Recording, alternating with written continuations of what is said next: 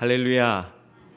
우리 주님의 놀라운 평화가 여러분의 심령과 가정과 일터 위에 흘러 넘치시기를 축복합니다.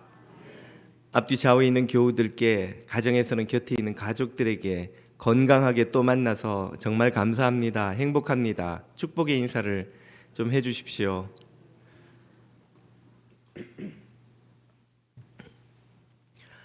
이 어려운 팬데믹 시대 끝까지 건강하게 승리하시기를 또 주님의 이름으로 축복합니다.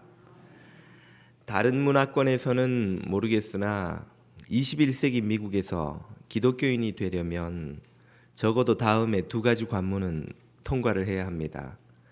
그것은 과연 신이 존재하는가 하는 물음이 첫째이고, 존재한다면 그 신이 왜 굳이 기독교의 하나님이어야 하는가 하는 질문입니다. 신이 존재하는가라는 질문은 무신론의 도전을 거세게 받고 있죠. 또 그 신이 기독교의 하나님인가 하는 질문은 다원주의의 그 거센 도전을 표현합니다. 이 답을 얻지 못한 많은 이들이 지금도 교회 밖에 예배와 상관없이 살아가지요. 우리는 이 질문을 얻었기 때문에 지금 여기 이 자리에서 예배를 드리고 있습니다만은, 예배를 드리면서도 여전히 어떤 이들은 이 질문에 대한 확고한 답을 얻지 못한 이들이 계실 수 있습니다. 또 확신을 가졌다 하더라도 사람들이 물으면 뭐라고 답을 해야 될까? 신이 있다는 걸 어떻게 너는 알고 교회 가니? 왜 다른 종교는 안 되고 기독교만 진리라고 믿니? 이런 질문을 받을 때 뭐라 답해야 할지 확신을 가지 못한 이들도 많이 있을 수 있죠. 그래서 제가 최근에 이와 관련한 질문을 많이 받았습니다. 어떻게 개별적으로 답을 드리기도 했습니다만은, 아마 다른 분들도 비슷한 고민을 하실 듯하여 앞으로 한 두어 주간을 할애해서 이 질문의 답을 함께 찾아보고자 합니다. 최근에 요한복음 6장을 한 2달 넘는 기간 동안을 할애해서 쭉 살펴보았는데요. 오늘 이 두 질문을 가지고 몇 주를 살펴보고 그 후에 다시 요한복음으로 7장으로 넘어가 볼까 합니다. 과연 신이 존재하느냐, 이 질문을 먼저 좀 살펴보고 끝낸 후에 그렇다면 과연 왜 기독교의 하나님이 그 신이냐 하는 질문을 또 한두 주 후에 차례로 살펴보겠습니다. 유신론과 무신론, 하나님이 있다고 믿는 것과 하나님이 없다고 믿는 것, 이 두 입장에 대한 오해가 좀 있습니다. 흔히 사람들이 생각하기를 유신론은 믿음이요 신념이라면 무신론은 과학적이고 합리적인 사고다 하는 생각을 합니다.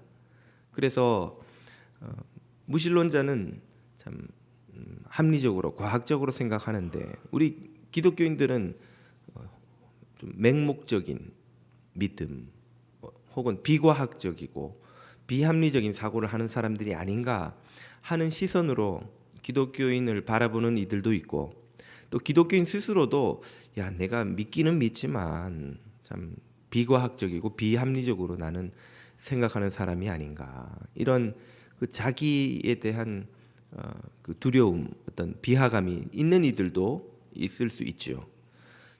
답부터 말씀을 드리면 이는 심각한 오해라고 할 수 있습니다. 과학적 사고와 합리적 사고는 좀 다른데 이 두 가지를 구분해서 설명을 해보겠습니다. 먼저 과학적인 사고, 과연 기독교 신앙은 비과학적이고 무신론은 과학적인 사고인가? 답은 그렇지 않다는 것이죠. 엄밀히 정의를 내리면 유신론, 신이 있다는 믿음이나 무신론, 신이 없다는 믿음이나 모두 다 믿음입니다. 신념입니다. 왜 그럴까요? 과학으로는 신을 탐구할 수 없기 때문입니다. 과학은 물리 세계를 측정해서 관찰해서 실험하고 그 가설을 증명해서 결론을 내리는 이 학문이죠. 물리 세계를 관찰하거나 측정하거나 실험할 수 없는 존재, 물리 세계 밖에 있는 것은 과학이 애초에 탐구할 수가 없습니다. 예, 카메라로 소리를 녹음하려는 것과 같은 것이죠. 녹음기로 빛을 찍으려는 것과 같은 것이죠. 서로 이 영역이 다른 것입니다. 그러므로 과학은 신의 존재를 증명하지도 못할 뿐더러 신의 부재를 증명하지도 못합니다. 과학이 신에 대해서 할 수 있는 유일한 말은 모른다는 거죠. 자신들이 측정하거나 실험하거나 그래서 증명할 수 없기 때문이죠. 신이 존재한다는 과학적 증거는 없습니다. 반면에 신이 존재하지 않는다는 과학적 증거도 없습니다. 그러므로 유실론이든 무실론이든 사실은 과학적으로 증명된 바가 아닌 신념이요 믿음이라는 말이죠. 둘 중에 어느 것도 더 과학적인 태도라고 볼 수가 없다는 말입니다. 그래서 실제로 과학자 그룹의 설문조사를 해보면 어느 그룹이나 예외 없이 거의 유실론자와 무실론자의 비율이 비슷합니다. 과학적인 사고를 하는 것이 신을 있다고 믿거나 없다고 믿는 데에 어떤 영향을 주지 않는다는 말이죠. 흔히 현대 과학이 신의 그 부재를 증명하지 않았냐 이런 생각을 하는 이들이 있습니다만은, 또 무신론 전도자들은 종종 그렇게 주장합니다만은, 이는 과학과 이 유실론에 대한 혹은 무신론에 대한 심각한 오해 때문입니다. 예, 이것은 후에 기회가 있으면 다시 한번 자세히 예를 들어 설명을 해드리겠습니다. 아무튼 과학이 신의 존재든 부재든 증명하지 못하므로 그럼 우리는 오로지 믿음으로만 신 존재를 접근할 수 있는 것일까요? 꼭 그렇지만은 않습니다. 믿음이라는 영역을 당장 활용하지 않더라도 과학과 달리 합리적인 사고를 통해서 신의 존재와 부재를 다 고려해 볼 수 있습니다. 합리적인 사고를 한다는 건 무슨 뜻입니까? 합리, 이치에 맞다, 이성에 부합한다 하는 뜻입니다. 한마디로 말해서 상식적으로 말이 된다 하는 그런 뜻이죠. 합리적으로 생각한다는 건 무엇인가? 신 존재와 부재에 대해서 과학적인 증명이 불가하지만 신의 존재나 부재를 보여주는 다른 단서, 정황이 있을 수 있다는 말이죠. 그 단서나 정황을 잘 살펴보고 어느 입장이 더 그 단서가 보여주는 진실에 부합한가를 판단해 볼 수 있다 하는 말입니다. 증거가 없으면 단서나 정황으로 진실에 접근할 수 있습니다. 예를 들자면 우리가 경찰이라고 가정을 해보십시다. 어느 집에서 살인 사건이 났고 거기 피해자가 있는데 방 안에 CCTV도 없고 목격자도 없었고 살인 흉기도 발견되지 않아서 가해자가 누군지를 모르는 거예요. 그러면 진실에 접근할 방법이, 증거가 없으니까 방법이 없는 것일까요? 증거는 없지만 이 가해자를 추정할 수 있는 단서는 있죠. 이 집안에는 CCTV가 없었는데 그 집 밖에 거리에 있는 CCTV에 이 집으로 그날 들어가는 한 사람이 찍힌 거예요. 그 사건이 벌어진 하루 종일 이 집을 출입한 사람은 그 사람 한 명입니다. 그렇다면 우리는 아주 합리적으로 사고를 해서 이 사람이 용의자일, 살인자일 가능성이 대단히 높다고 판단하고 용의선상에 올릴 수 있겠죠. 이게 합리적인 사고죠. 증거는 없지만 단서가 있는 거예요. 정황이 있는 거예요. 그날 그 집에 출입한 사람은 그 사람밖에 없고, 그리고 그날 사건이 일어났다면 그 사람이 용의자일 가능성이 아주 높죠. 반면에 그 시간에 지구 반대편에 있었던 어떤 사람은 용의자일 가능성이 거의 없지 않겠습니까? 그 반대편에 있는 사람이 아니라 이 집에 출입한 사람을 용의자로 생각하는 것이 훨씬 합리적인 태도죠. 반면에 이 사람을 제쳐놓고 지구 반대편에서 그날 도저히 이 자리에 오지도 못하는 사람을 용의자로 특정한다면 그야말로 불합리한 비합리적인 사고요 태도라고 할 수 있겠죠. 이런 식으로 우리의 합리적 사고는 진실에 다가갈 수 있는 단서나 정황을 찾아낼 수 있다는 말입니다. 그렇다면 우리는 이런 사고를 활용해서 이 세상에 신이 존재한다는 단서가 있는지를 찾아볼 수 있다는 말이죠. 그래서 유실론과 무실론 중에 무엇이 더 합리적인지 판단할 수 있다는 말입니다.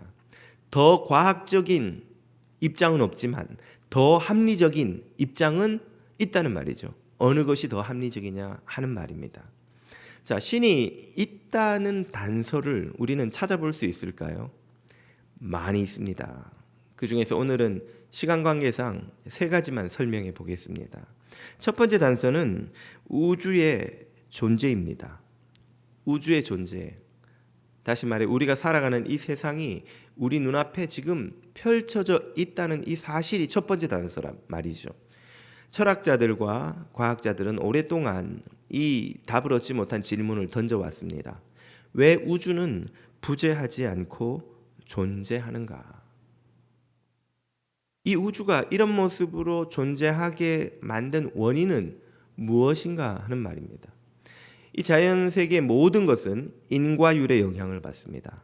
어떤 현상은 반드시 그 현상을 일으킨 원인이 있다는 거예요. 원인이 있었기 때문에 결과가 있지 원인이 없이 결과는 존재할 수 없다는 말이죠. 이것을 우리 선조들은 과학이 발달하지 않아도 직관적으로 다 알고 있었습니다. 그래서 아니 땐 굴뚝에 연기 나랴 하는 속담으로 이런 사고를 잘 설명해 주죠. 이런 사고로 사람들이 자연 현상을 관찰해 온 결과 오늘날 과학이라는 엄청난 문명의 성취를 이루었죠. 세상 모든 일이 이렇게 인과율로 설명이 되는데 오직 한 가지 인과율이 적용되지 않는 사건이 있습니다. 그게 뭘까요? 바로 이 우주의 존재입니다. 오늘날 가장 널리 받아들여지는 우주 생성 이론은 빅뱅 이론이죠. 빅뱅 티어리. 약 150억 년 전에 어느 시점에 그 당시는 시간도 공간도 없었으니 시점이라는 말이 정확할지는 모르겠으나 아무튼 어느 시점에 엄청난 에너지가 하나의 특이점에 응축되어 있다가 또 폭발을 일으킵니다. 그 빅뱅 큰 폭발로 이 에너지가 팽창하면서 시간과 공간과 물질이 모두 생성되기 시작했다는 말이죠. 그리고 지금까지 150억 년이 지났다. 이게 우주가 어떻게 시작되었는가를 설명하는 가장 설득력 있는 주장입니다. 그런데 이 이론의 가장 큰 문제는 설명할 수 없는 맹점은 어디에 있느냐면 도대체 그 에너지가 어디에서 왔냐는 거예요. 그 전에는 없던 에너지가 그 순간에 갑자기 생긴 거냐? 그 에너지가 왜 응축되었느냐는 거죠. 블랙홀 같이 엄청난 그 힘이 그것을 끌어당긴 거냐? 그럼 그 끌어당긴 힘은 어디서 왔냐? 그리고 그 에너지가 왜 뱅 했냐는 거죠. 왜 또 폭발은 또 왜 했냐? 이 모든 생성에 관한 질문에 대한 과학의 답은 모른다입니다. 모른다.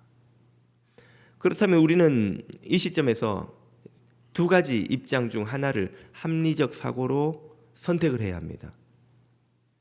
그 무엇인가가 혹은 그 누구인가가 그 엄청난 에너지를 만든 기원이 있는 그 어떤 존재가 있어서 그 에너지를 응축시키고 그 에너지를 폭발시킨 그 누가 있어서 그로 인하여서 이 사건이 일어났다는 입장을 취하든지 아니면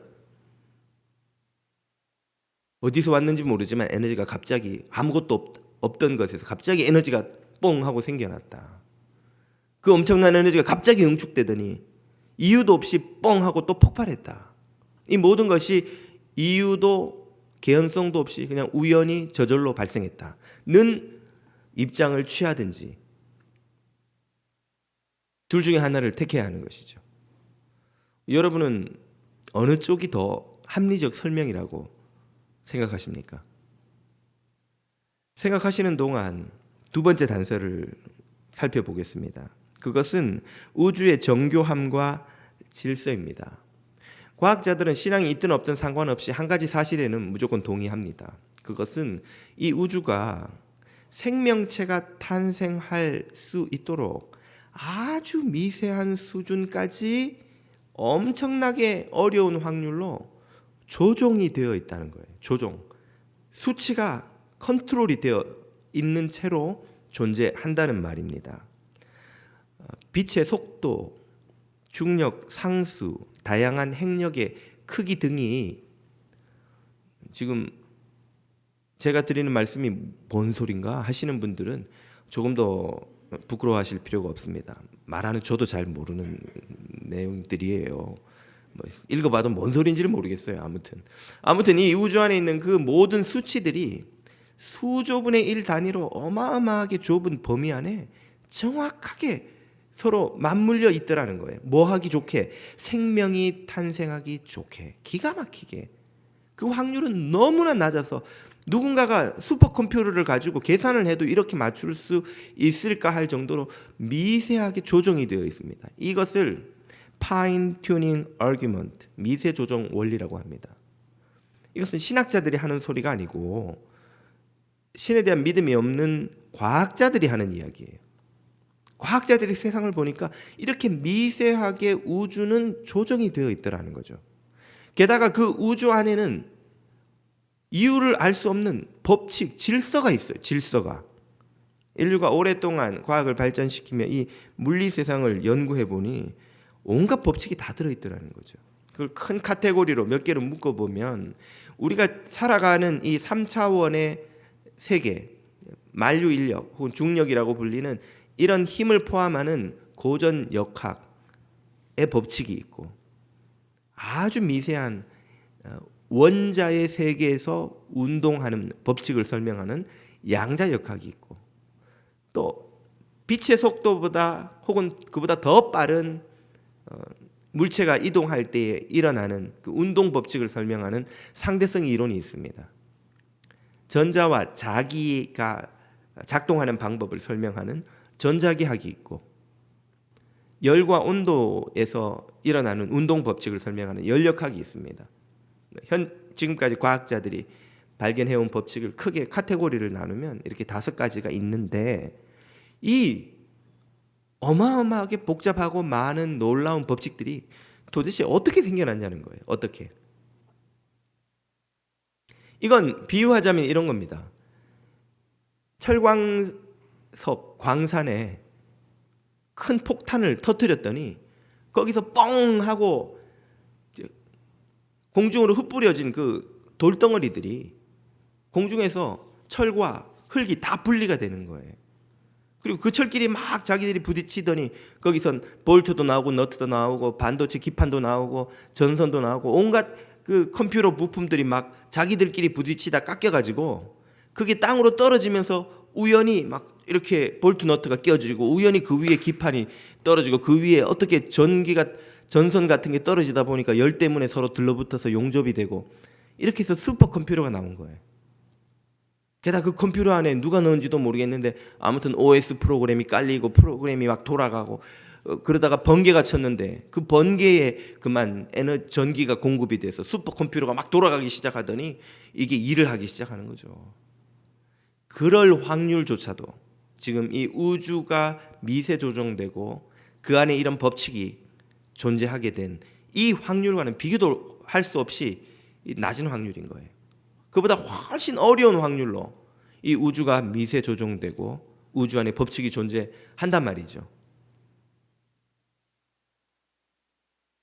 누가 슈퍼컴퓨터를 보면서 이 슈퍼컴퓨터가 저절로 우연히 어쩌다가 생겼다고 말할 수 있겠습니까?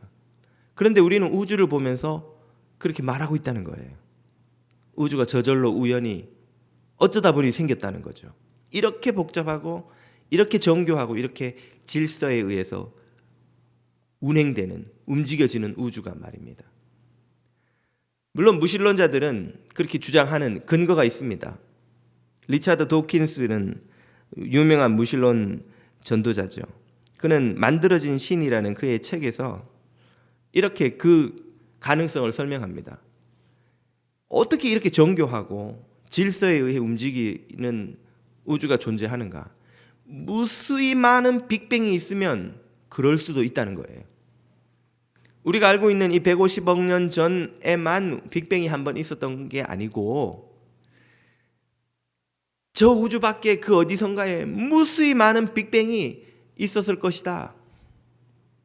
다시 한번 제가 무신론이 신념이라고 부르는 이유가 이것입니다. 그 무수한 빅뱅 중에 단 하나라도 우리가 증명할 수 있는 것이 없죠. 그러나 아무튼 그는 그럴 수 있다. 그렇게 수도 없이 많은 빅뱅이 일어나다 보면 그 낮은 확률로 그 많은 빅뱅 중에 하나의 우주 안에서 이런 미세한 조종과 법칙의 질서가 존재할 가능성이 있지 않느냐. 우리는 우연히 그렇게 생겨난 우주 안에 존재하게 된 것이고 그래서 그 정교함과 질서를 보고 놀라는 것이지, 이 정교함과 질서가 있다고 하여 그것을 만든 그 누군가가 있다고 믿을 수는 없다. 리차드 도킨스는 그렇게 말합니다. 아무튼 이걸 누가 만들었다는 것도 믿음이에요. 그게 무수한 빅뱅의 운 좋게 하나에서 이런 우주가 운 좋게 떨어졌다는 것도 믿음이에요. 둘 다 믿음입니다. 처음에 말씀드린 것처럼 우리는 이제 합리적인 사고를 통해서 어느 믿음이 더 설득력 있는지를, 우리가 보고 있는 단서에 부합하는지를 판단해야 하죠. 여러분이 볼 때는 어느 쪽이 더 합리적인 선택입니까? 지혜롭고 전능한 창조주가 있어서 우주를 이렇게 미세 조종하고 우주 안에 이런 질서를 두었다고 믿는 것이 더 합리적인가요? 아니면 보지도 증명하지도 못한 무수한 빅뱅이 저 어딘가에서는 있었고 그 중에 하나 운 좋게 우리가 그런 기가 막히게 미세 조정되고 법칙이 생긴, 왜 생겼는지는 모르겠으나 아무튼 생긴 우주 안에 존재하게 되었다고 믿는 것이 더 합리적인가요? 여러분이 포커를 치다가 상대방이 5번 연속 로열 스트레이트 플러시를 잡은 거예요. 로열 스트레이트 플러시가 뭔지 혹시, 포커는 잘 감이 안 오죠. 고도리를 하다가 5광 3고의 흔들어를 연속 5판을 한 거예요. 그게 최고 카드인가요? 저도 고도리계를 떠난 지 오래돼가지고 잘 모르겠습니다. 아무튼 로열 스트레이트 플러시는 평생에 한 번도 게임 전문 프로 게이머들도 평생에 한 번도 못 쥐는 가장 확률이 낮은 포커 패 중에 최고 패입니다. 이 패를 쥐면 무조건 모든 패를 다 이기는 그런 패예요. 그런 패를 5번 연속 상대가 쥐고는 여러분의 돈을 다 쓸어갔어요. 여러분 뭐라고 생각하시겠어요? 천년 만년에 한 번 나올까 말까 한 우연히 마침 저 사람한테 나와가지고 운도 좋지 내 돈을 다 가져갔네, 그렇게 생각하시겠습니까? 아니면 이 인간이 뭔가 작당을 해가지고 지금 뭐라 그러나 이게 타짜 짓을 한 게 틀림없어, 짜고 카드를 미리 표시해놓고 만든 게 틀림없어 라고 생각하시겠습니까? 그 말도 안 되는 비율에, 확률에 그 사건을 겪어도 우리 중 아마 그 누구도 그게 우연이요 운이라고 할 사람이 없을 터인데, 하물며 우리의 운명과 우주의 존재를 우연과 운명에 내다 맡기는 것이 합리적인 사고인가요? 아니면 창조주의 존재를 인정하는 것이 합리적인 사고인가요? 마지막 단서는 우주가 드러내는 아름다움과 의미입니다. 우리는 우주와 이 세계와 우리의 삶에서 설명하기 힘든 현상을 경험합니다. 어떤 걸까요? 우주를 대할 때 우리 안에서 일어나는 설명하기 힘든 아름다움과 그에서 느끼는 의미죠. 밤하늘의 오로라를 볼 때 끊임없는 하늘을 가득 메운 은하수의 별들을 볼 때, 푸른 하늘과 장엄한 폭포와 끝없는 계곡과 바다를 헤엄치는 저 고래와 하늘의 새들을 볼 때 우리는 아름다움과 황홀함과 또 경외감을 느끼죠. 뭔가 설명할 수 없는 압도적인 경험, 느낌이 우리에게 밀려옵니다. 사랑스러운 아기의 볼을 만질 때, 장성한 자녀를 볼 때 우리는 사랑스러움과 또 늠름함을 느끼고, 연인이 손을 잡고 갈 때 사랑과 따스함, 행복감을 느끼죠. 강아지의 털을 쓰다듬을 때 위로와 즐거움을 느낍니다. 베토벤의 음악을 들을 때, 다빈치의 작품을 마주할 때, 김연아 선수의 미끄러지는 한 마리의 백조 같은 스케이팅을 볼 때 우리는 쾌감과 감동과 즐거움을 느끼죠. 이웃을 섬기고 자신을 희생하는 이들을 볼 때, 생명을 구하기 위해 삶을 헌신하는 이들을 마주할 때 우리는 선함과 고결함과 삶의 의미를 느낍니다. 자, 우리가 느끼는 이 모든 감동과 감흥, 그리고 거기에서 느끼는 의미는 도대체 어디서 온 걸까요? 우리는 왜 아름다움을 느끼고, 왜 선함과 의로움에 감동하고, 왜 의미 있는 삶을 마주할 때 설명할 수 없는 북받치는 감동이 일어나고, 때로는 그 앞에서 기쁨을 느끼고 때로는 부끄러움을 느끼고, 도대체 왜 이런 경험을 하는 것일까요? 이런 모든 경험은 혹시 그 아름다움과 선함과 거룩함의 원천이신 창조주 신으로부터 나오는 것은 혹시 아닐까요? 하나님이 계신다는, 당신의 형상을 따라 인간을 창조하신 분이 계신다는 그 단서가 아니냐는 말입니다. 물론 이런 경험을 반박하는 이들도 있습니다. 현대 무신론은 이를 진화심리학으로 설명하죠. 왜 사람이 아름다움과 감동과 선함을 느끼는가? 숱하게 긴 진화의 과정에서 약육강식의 세상을 살아남고 자신과 후손의 DNA를 퍼뜨려 종족을 번식시키기에 유리한 쪽으로 우리의 뇌가 작용해 왔다는 거예요.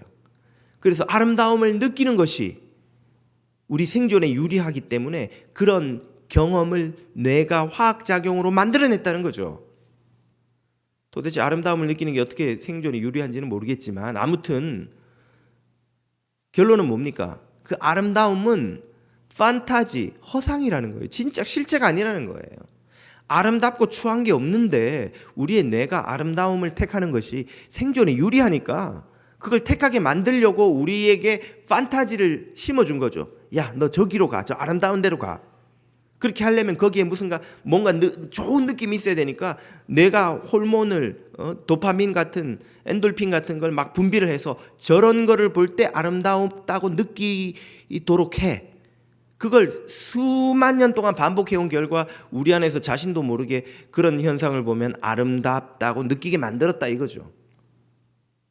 어떤 현상을 볼 때는 이건 선하다고 생각하고 저건 악하다고 생각해. 그리고 선을 선택해. 그게 너와 네 자손이 번식하는데, 생존하는데 유리하니까 그렇게 만들었다는 거예요. 이런 식으로 모든 아름다움과 황홀함과 경외감과 선함과 의로움과 진실함과 거룩함을 다 뇌가 호르몬으로 만들어낸 게 이제 우리 인간의 생존의 결과다. 약육강식의 세계에서 살아남기 위해 발버둥 친 결과다. 그렇게 주장하는 거죠. 그러면 인간은 자기의 생존을 위해 이기적으로 행동해야 되는데 왜 이타적으로 행동하냐? 그런 사람들이 있냐? 사람이 잘 생각해 보니까 당장은 이기적인 게 유리한 것 같지만 멀리 내다보면 이타적으로 행동하는 게 사람들에게 좋은 인상을 심어줘서 자기 생존에 더 유리하기 때문에 이타적인 선택을 하라고 DNA가 시켰다는 거예요. 이기적 유전자 리차드 도킨스의 책의 결론입니다. 어차피 우리는 신의 존재를 증명할 수도 부재를 증명할 수도 없으니까 우기는 게 곧 믿음이죠. 우기는 건 좀 무신론자들한테 미안하고 우기는 게 아니라 그렇게 주장하는 것이 그들의 믿음이라고 가정을 하십시다. 그렇게 신이 없는 세상을 가정할 때 그들이 도달하는 결론, 종착역은 어디입니까?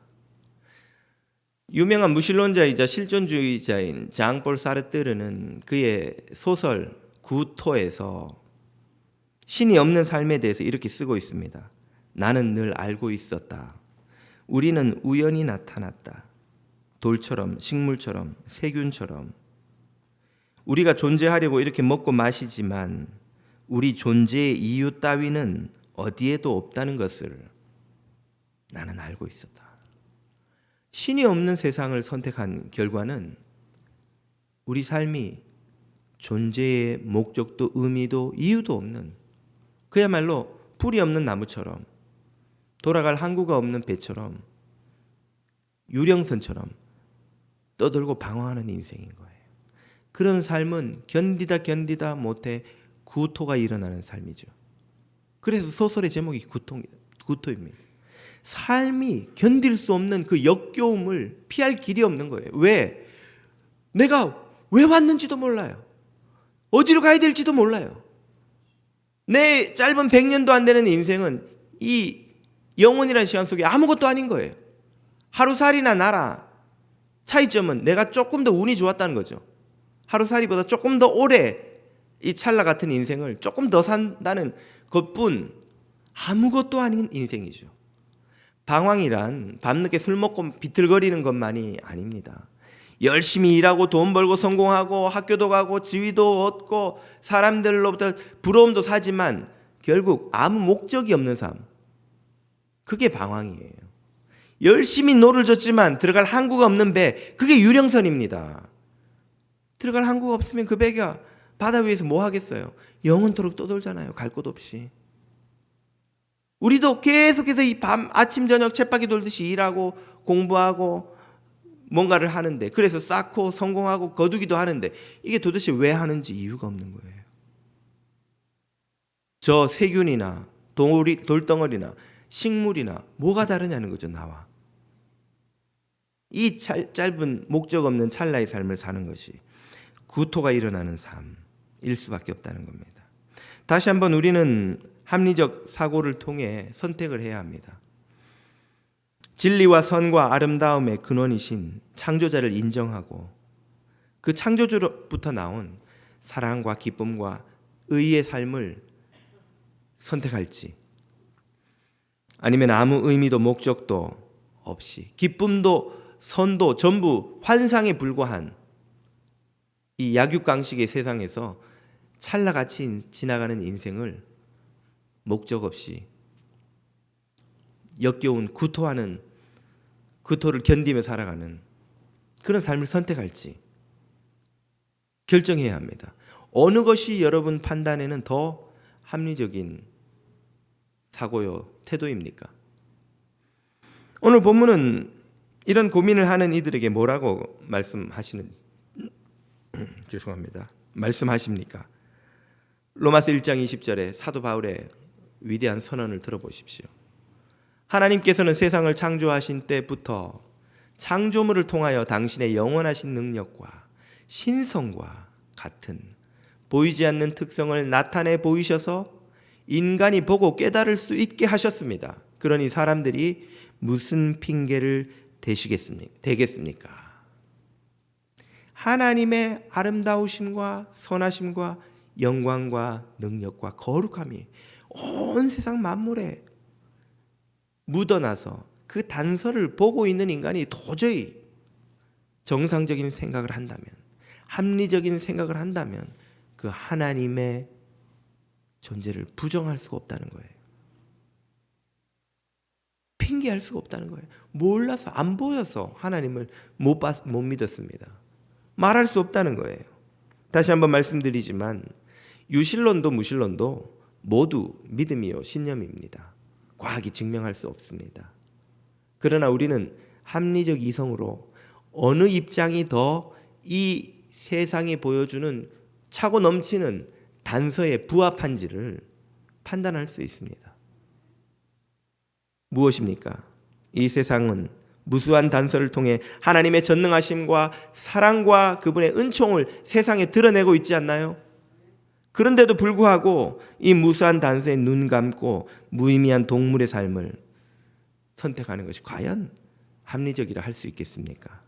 혹시 그런 태도는 구멍에 머리를 박고 사냥꾼이 없어졌다고 스스로에게 끊임없이 암시를 대하는 되뇌이는 꿩의 그것과도 같은 것이 아닌가요? 오늘 여러분의 선택은 무엇입니까? 이 차고 넘치는 자연 만물의 단서 속에서 영광스러우시며 사랑과 은총으로 이 세상을 덮으시는 창조주 하나님의 모습을 보실 수 있기를 주님 이름으로 축복합니다.